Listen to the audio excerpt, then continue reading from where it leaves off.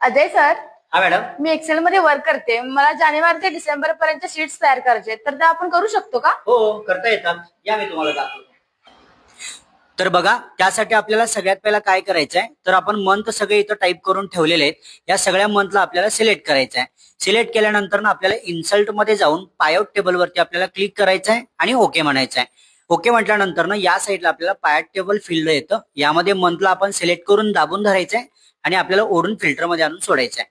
फिल्टरमध्ये आणून सोडल्यानंतर ना आपल्याला इथं एक मंथ दिलेला आहे आणि या साईडला आपल्याला ऑप्शन दिलाय. या ऑप्शन वरती क्लिक करून आपल्याला शो रिपोर्ट्स फिल्टर पेज या ऑप्शन वरती फक्त एकदा क्लिक करून ओके करायचं आहे. तर बघा, खाली आपल्याला प्रत्येक महिन्याच्या वेगवेगळ्या शीट्स इथं आलेल्या दिसतात. थँक्यू सर, हे तर खूप सोपं आहे. हो, तुम्हाला हे आपला व्हिडिओ जर का आवडला असेल तर नक्की लाईक करा आणि सबस्क्राईब करायला विसरू नका. धन्यवाद.